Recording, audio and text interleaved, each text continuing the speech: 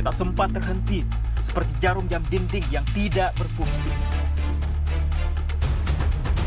Ada mereka yang jatuh, ada mereka yang sakit, ada mereka yang kehilangan, ada mereka yang meninggalkan.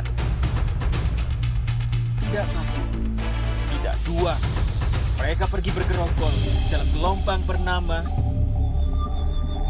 kematian. Pandemi akan pergi seperti kabut yang hilang sebelum fajar. Asal kalian tidak membawa ego, bergerombol di sana-sini, berhahaha mengabaikan yang diatur. Sungguh elok jika kalian peduli atas nama kemanusiaan. Pakai masker, harga mati. Gak pakai masker, bisa mati.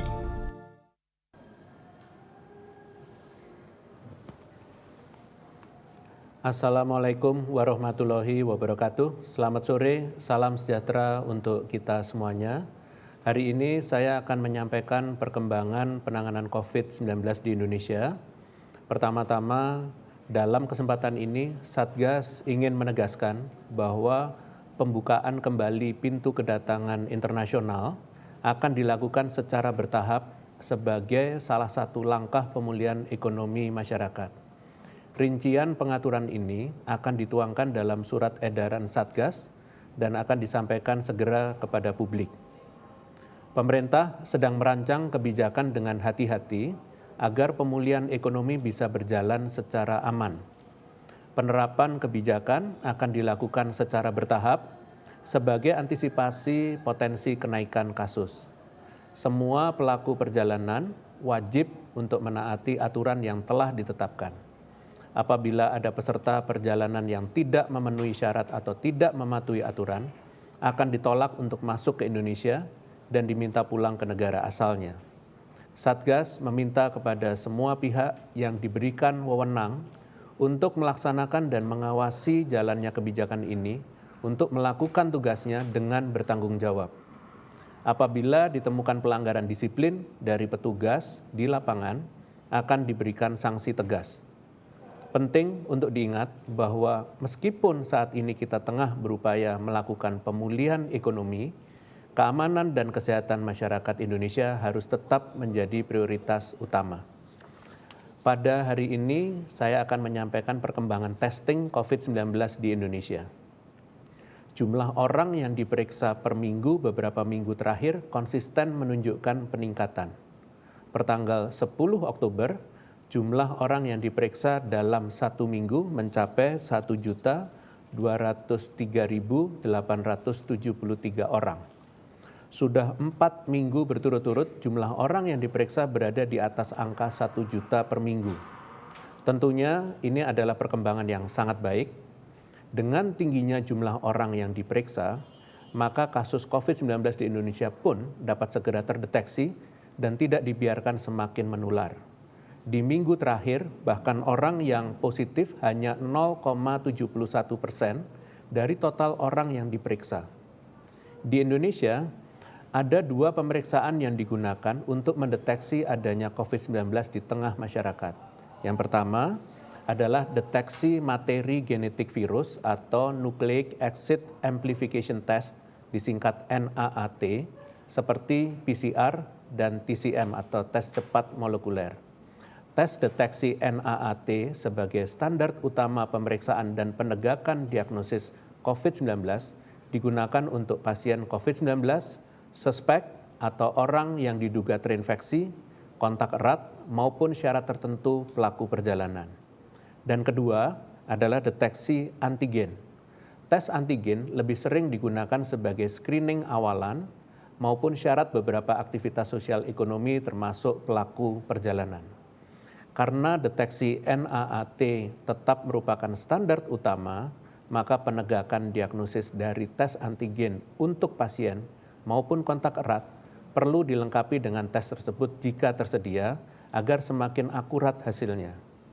Di Indonesia sendiri, penggunaan antigen mulai digunakan sejak bulan Maret 2021 dan perlu diperhatikan bahwa jumlah orang yang diperiksa dengan PCR dan TCM maupun antigen fluktuatif seiring dengan berjalannya waktu. pada lonjakan kasus kedua bulan Juli lalu, terlihat bahwa jumlah gabungan orang yang diperiksa dengan PCR dan TCM lebih tinggi dibandingkan antigen, yaitu lebih dari 700.000 orang, hampir 2 kali lipat dari antigen yang hanya sekitar 400.000 orang. Hal ini menunjukkan bahwa jenis pemeriksaan pada saat itu lebih banyak pada penegakan diagnosis pada pasien COVID-19, orang bergejala maupun kontak erat. Gabungan PCR dan TCM pun mendominasi lebih dari 60% pemeriksaan COVID pada saat itu. Seiring dengan penurunan kasus dan peningkatan kembali aktivitas sosial ekonomi, maka tes antigen pun kembali mendominasi, berkebalikan dari kondisi sebelumnya. Selama hampir 8 minggu terakhir, jumlah orang yang diperiksa dengan antigen konsisten lebih tinggi dibandingkan gabungan PCR dan TCM.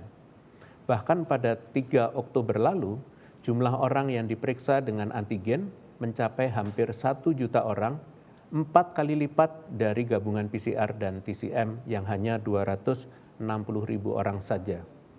Adanya peningkatan cakupan testing ini patut untuk diapresiasi, dan angka gabungan PCR dan TCM yang rendah ini dapat menandakan jumlah orang yang bergejala maupun kontak eratnya juga menurun drastis. Namun penting untuk diingat bahwa tes PCR dan TCM serta tes deteksi NAAT lainnya perlu untuk terus ditingkatkan sebagai standar utama pemeriksaan COVID-19.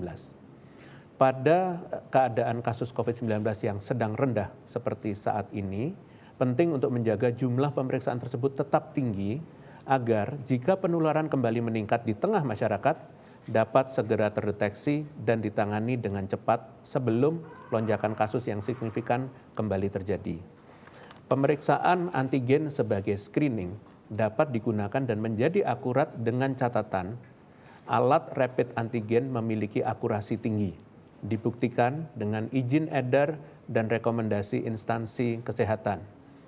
Kemudian sampel diambil oleh petugas kesehatan yang terlatih dengan metode yang benar dan dilengkapi dengan tes konfirmasi PCR atau TCM jika tersedia untuk orang yang bergejala maupun kontak erat.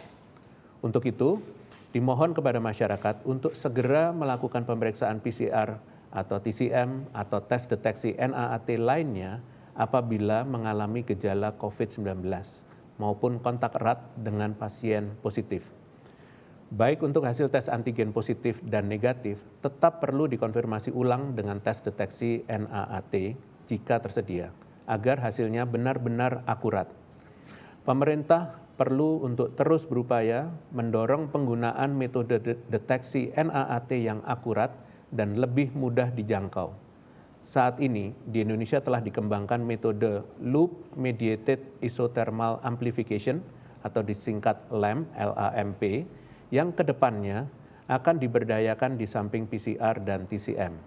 Sedangkan di berbagai negara lain, terdapat beberapa jenis tes deteksi NAAT yang secara resmi digunakan, seperti Nicking Endonuclease Amplification Reaction atau NEAR, kemudian berikutnya adalah Transcription Mediated Amplification atau TMA, kemudian berikutnya lagi adalah Helicase Dependent Amplification atau HDA, dan berikutnya lagi adalah Clustered Regularly Interspaced Short Palindromic Repeats atau CRISP, dan Strand Displacement Amplification atau SDA. Seluruh metode pemeriksaan tersebut, baik deteksi NAAT maupun antigen, perlu dilakukan random checking dan kalibrasi secara berkala agar hasil pemeriksaan valid dan akurat. Selanjutnya saya akan menjelaskan upaya sistematis pengendalian COVID-19 yang dilakukan oleh pemerintah dengan keterlibatan berbagai elemen untuk menyukseskan penyelenggaraan PON 20 di tengah pandemi COVID-19. Pada prinsipnya, sebagai sebuah acara besar dengan ragam rangkaian acaranya dengan keterlibatan peserta dari berbagai pelosok daerah, menjadikan acara besar tidak terlepas dari risiko kemunculan lonjakan kasus, di antaranya akibat peningkatan mobilitas antar daerah dalam satu pulau atau antar pulau, kemudian potensi timbul kerumunan, serta keterbatasan sarana dan prasarana pendukung penerapan protokol kesehatan karena peserta hadir dalam jumlah yang banyak. Lalu juga beragamnya pola interaksi peserta karena perbedaan asal daerah dan rangkaian acara yang diikuti. Di balik berbagai risiko tersebut, Indonesia cukup mampu dikatakan berhasil mencegah lonjakan kasus. Buktinya, hanya ditemukan 83 kasus terkonfirmasi positif COVID-19 per 11 Oktober dari hampir 10.000 peserta yang mengikuti acara PON 20 atau sekitar 0,83%. Sebagai tambahan, keluhan penyakit lain yang tercatat selama penyelenggaraan PON ialah 4 kasus malaria dan 2 kasus diare.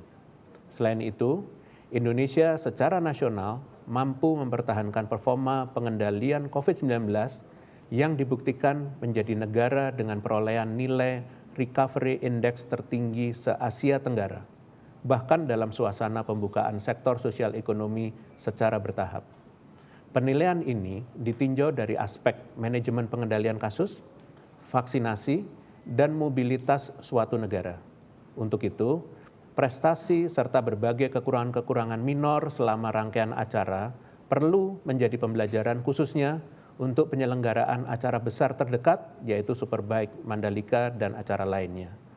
Beberapa upaya pemerintah selama PON 20 berlangsung di Papua, yaitu pada saat pra-acara, melakukan rapat koordinasi jajaran pemerintah pusat, baik Satgas maupun kementerian lembaga terkait kelayakan daerah baik kondisi kasus, cakupan vaksinasi, dan kesiapan sarana dan prasarana secara umum untuk menyelenggarakan acara besar. Dilanjutkan dengan rapat koordinasi dengan jajaran pemerintah daerah untuk memastikan kesiapan dan komitmen pemerintah daerah menyelenggarakan acara besar dengan penerapan protokol kesehatan yang ketat. Selanjutnya, pembentukan Satgas Protokol Kesehatan 3M selama rangkaian acara berlangsung sebagai pihak yang khusus dipilih mengawasi kepatuhan protokol kesehatan saat acara utama berlangsung. Lalu dilanjutkan dengan monitoring kesiapan teknis protokol kesehatan oleh tim asistensi dari Satgas COVID-19 Pusat yang diterjunkan langsung ke daerah. Hal ini dilakukan untuk melakukan bimbingan bagi pihak daerah, khususnya kesempurnaan kesiapan penerapan protokol kesehatan, mulai dari kecukupan masker, fasilitas cuci tangan, maupun kemampuan Satgas Protokes khusus PON 20. Sedangkan saat acara, melakukan monitoring dan evaluasi kepatuhan protokol kesehatan. Dalam implementasinya, berbagai penemuan pelanggaran di lapangan menjadi input berarti, khususnya upaya pengawasan dan pendisiplinan perilaku peserta saat acara berlangsung. Kemudian pemantauan kasus positif di daerah penyelenggaraan dengan data yang tercatat oleh Dinas Kesehatan maupun surveillance rutin khususnya bagi peserta acara. Selanjutnya, jika muncul kasus positif, maka dilakukan tindak cepat penanganan kasus positif melalui kesigapan upaya rujukan isolasi atau perawatan, penelusuran kontak, serta investigasi epidemiologis untuk mengetahui sumber pola penyebaran. Sejauh ini, Kementerian Kesehatan melaporkan bahwa munculnya kasus positif yang ada akibat adanya interaksi antar peserta dalam kamar dan saat makan bersama. Dan atlet juga sebagian menjadi penonton dan kadang-kadang pada saat selebrasi tidak taat protokol kesehatan. Terakhir ialah pemantauan peserta yang telah menyelesaikan kegiatannya di tengah acara saat kepulangan. Sebagaimana yang diatur dalam adendum kedua dari Surat Edaran Satgas nomor 17 tahun 2021, bahwa kontingen PON 20 wajib melakukan tes ulang setelah ketibaan di daerah asal dan karantina selama 5 hari dengan biaya yang ditanggung oleh Satgas atau pemerintah daerah, dengan tambahan jika hasil pertama negatif, maka di hari keempat karantina wajib melakukan tes PCR ulang. Jika ditemukan hasil positif di salah satu hasil tes, maka wajib kontingen menjalani isolasi atau perawatan di rumah sakit rujukan COVID-19 terdekat. Sedangkan pasca acara, melakukan evaluasi kebijakan pelaksanaan kegiatan besar. Contohnya, penerapan wajib PCR rutin sebelum pertandingan dan sebelum kepulangan. wajib menyediakan fasilitas karantina khusus bagi kontak erat, dan evaluasi kepadatan akomodasi dan perilaku di luar acara pokok. Dari pengalaman kita selama penyelenggaraan PON 20, kita dapat belajar bahwa perencanaan matang merupakan hal yang paling krusial dalam penyelenggaraan acara besar di tengah badai COVID-19. Selain itu, evaluasi yang diikuti dan dilakukan setelah penyelenggaraan PON 20 dapat kita gunakan sebagai landasan persiapan penyelenggaraan acara di masa depan.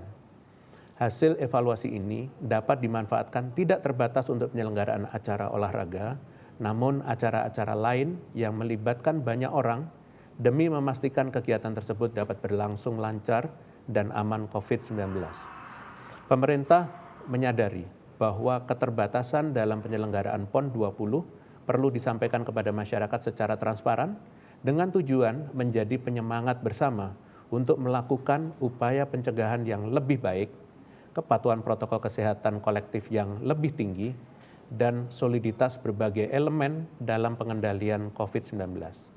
Terakhir, saya ingatkan bahwa tugas kita saat ini telah beralih dari hanya sekedar mencapai kondisi kasus yang terkendali kepada mempertahankan kondisi kasus yang sudah terkendali.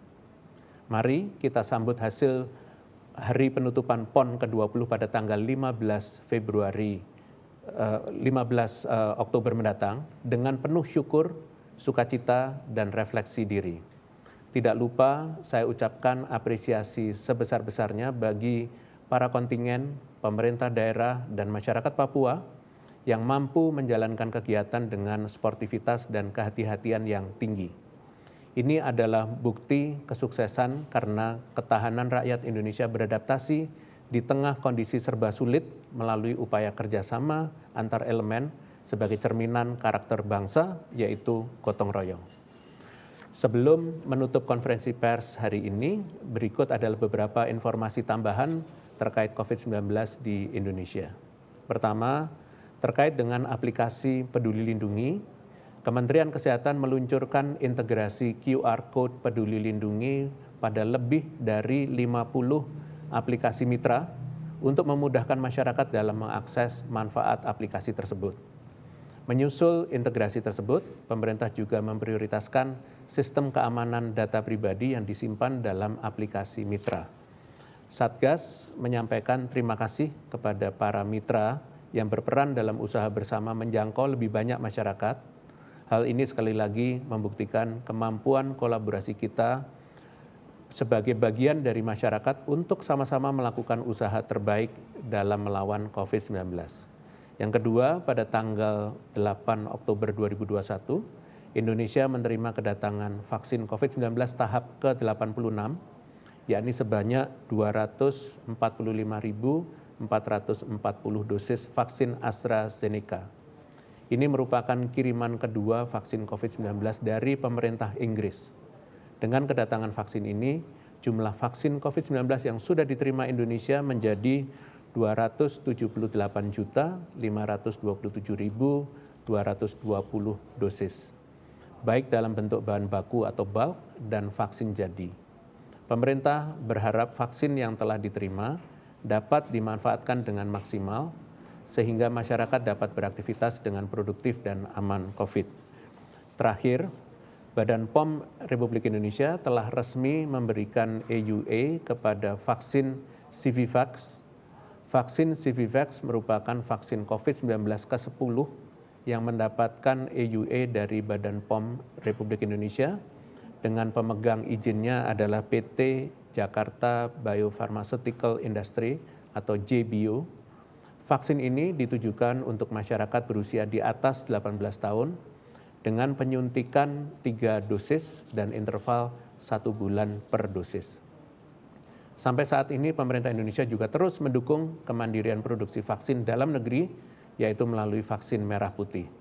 Pemberian EUA dan usaha untuk mengembangkan vaksin secara mandiri merupakan bentuk upaya pemerintah untuk meningkatkan aksesibilitas vaksin dan akselerasi proses pemberian vaksin untuk semua masyarakat. Demikian konferensi pers pada hari ini. Saya lanjutkan dengan sesi tanya jawab media. Terima kasih. Pertanyaan pertama dari diankompas.com. Jumlah atlet dan ofisial yang positif COVID-19 di ajang PON Papua semakin bertambah. Kini terdapat 83 orang yang positif. Seperti apa update terkini dan penanganannya? Kemudian bagaimana antisipasi Satgas untuk mencegah meluasnya penularan di Papua dan di daerah asal para atlet? Terima kasih pada kompas.com. Penanganan kasus positif yang ditemukan selama perhelatan PON 20 berlangsung akan langsung diisolasi di tempat sebelum diizinkan pulang ke daerah asal sampai hasil tesnya negatif. Untuk mencegah peningkatan penularan, sebagai bentuk kehati-hatian, setiap kontingen walaupun sudah melakukan tes sebelum perjalanan, tetap wajib melakukan tes ulang 2 kali saat tiba di daerah asal yang diikuti karantina 5 hari di fasilitas yang telah disediakan Satgas atau pemerintah daerah setempat. Pengaturan ini telah termaktub dalam adendum kedua dari Surat Edaran Satgas nomor 17 tahun 2021 tentang perjalanan dalam negeri yang akan berlaku 31 sampai dengan 31 Oktober mendatang. Terima kasih. Pertanyaan kedua dari diankompas.com, Khaira CNN, Nafila Detik.com, dan Hendro Berita1.com. Pemerintah menyebut terdapat 18 negara yang diperbolehkan masuk ke Indonesia melalui jalur penerbangan udara ke Bali yang dibuka 14 Oktober 2021. Menurut pemerintah, daftar 18 negara tersebut akan dicantumkan ke dalam SE Satgas. Izin, apakah saat ini sudah ada SE-nya, Prof? Negara mana saja yang masuk ke dalam 18 negara tersebut? Baik, terima kasih kompas.com, CNN, detik.com, dan berita1.com. Perlu menjadi informasi bersama bahwa pembukaan kedatangan internasional oleh Indonesia akan dilakukan dengan hati-hati, salah satunya dengan penetapan syarat asal kedatangan. Penetapan 18 negara, yaitu beberapa negara level 1 dengan risiko rendah, yaitu negara dengan jumlah kasus konfirmasi kurang dari 20 per 100.000 penduduk dengan positivity rate kurang dari 5%, dan beberapa negara lain level 2 atau disebut risiko sedang adalah negara dengan jumlah kasus konfirmasi antara 20 sampai dengan 50 per 100.000 penduduk dengan positivity rate kurang dari 5%, didapatkan dari pedoman asesmen oleh WHO, yaitu melihat laju penularan dan kapasitas sistem kesehatan sebuah negara. Rincian daftar negara nantinya akan diatur dalam pembaruan surat edaran Satgas yang akan dirilis segera. Mohon menunggu informasi selanjutnya. Terima kasih. Pertanyaan terakhir dari Hendro Berita1.com.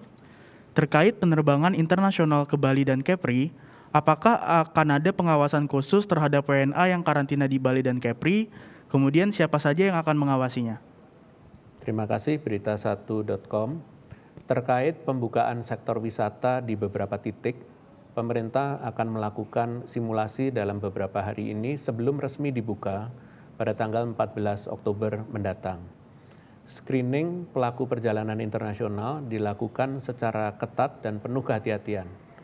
Adanya penerapan durasi karantina menjadi 5 hari didasarkan dari persyaratan administratif ketat, yaitu bukti vaksinasi dosis penuh, kepemilikan asuransi kesehatan, dan bukti pemesanan akomodasi karantina. Yang menjamin orang yang masuk ialah orang yang benar-benar sehat. Khusus terkait karantina pelaku internasional akan diawasi oleh Kantor Kesehatan Pelabuhan dan juga Satgas COVID-19 daerah setempat. Demikian, terima kasih atas pertanyaan media. Dengan demikian konferensi pers berakhir. Selamat sore. Wassalamualaikum warahmatullahi wabarakatuh.